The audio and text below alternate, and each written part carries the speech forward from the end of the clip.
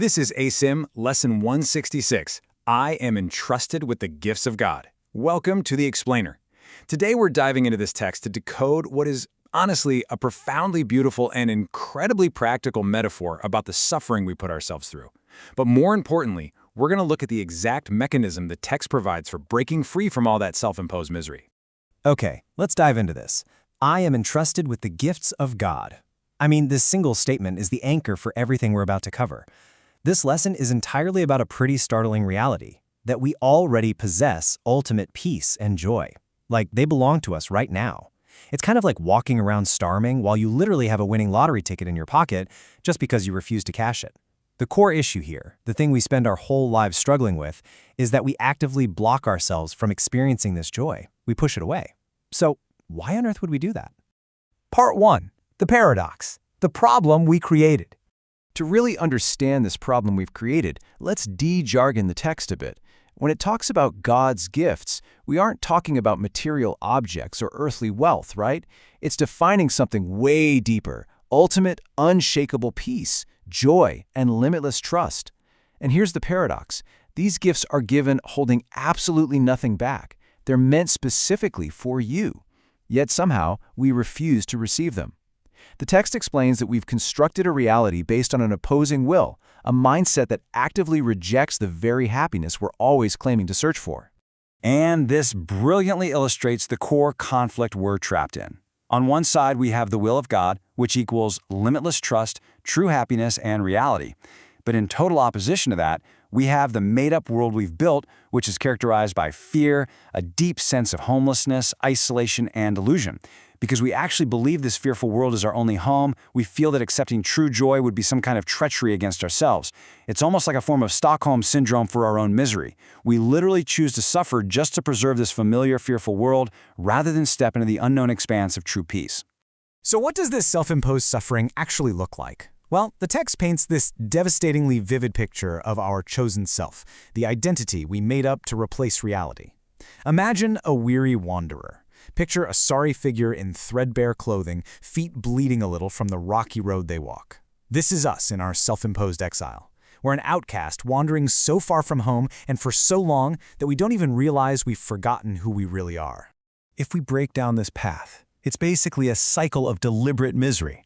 We perceive constant futility all around us, wandering in poverty and loneliness, even though those ultimate gifts go with us the entire time.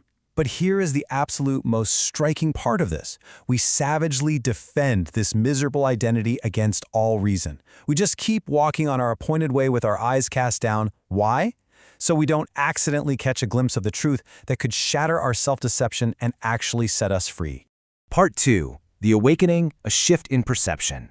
But there's a turning point. A transformative moment is described as Christ's touch upon your shoulder, where a gentle hand directs you to finally look up from that rocky road and acknowledge the gifts you've been carrying all along.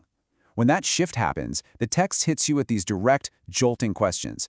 How could you then proclaim your poverty and exile? Where is self-pity then? Once you feel that gentle truth, the whole tragic narrative of the weary wanderer just becomes laughable. What becomes of all the tragedy you sought to make for yourself when you realize you were intended only for joy? Now, what's really interesting about this is the sheer power of doubt. But not doubt in the truth, doubt in our own misery. We begin to think, wait, perhaps the miserable self I thought was me isn't my actual identity. Perhaps God's word is truer than my own. This little spark of doubt is incredibly powerful because it makes us realize our grand plan to keep ourselves in oblivion and lose our true self has fundamentally failed. And to all our ancient fears, to all our desperate grasping at that lonely identity, there is one merciful reply from the text. It is not so. Just those 4 words. It gently answers all our fears, replacing the wish for death with a vision that you are not what you pretend to be. Whenever the thought of poverty or loneliness oppresses you, this truth simply points back to the gifts you have always possessed, waiting quietly for you to claim them. Part 3. The mission, sharing the gifts. Because accepting this truth, that's only half the lesson. Now that you recognize you possess these gifts, the instruction is incredibly clear. What He has come to offer you, you now must learn to give.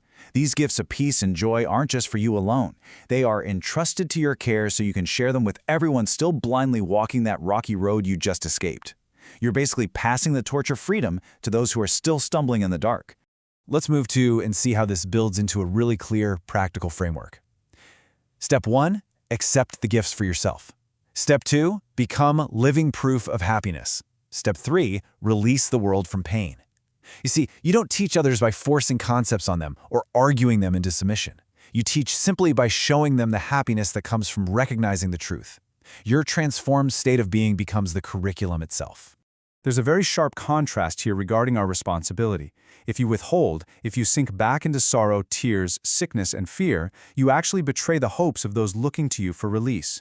You essentially teach them their fears are justified. But by giving, your hand becomes the giver of healing. It's like someone who is fully recovered from a terrible illness, showing others that a cure actually exists. Your joyful, transformed mind becomes the undeniable living proof that suffering is just an illusion. And that brings us to a statement of immense gravity. You are entrusted with the world's release from pain. Think about that. Your change of mind isn't just a personal victory. It is the exact mechanism that proves to the rest of the world that no one who accepts these gifts can ever suffer. You become the witness they desperately need to see in order to find their own way home. So we end with this final, provocative command from the text. Betray it not. Become the living proof. Joy has been shared with you, and now your mission is to go share it with the world.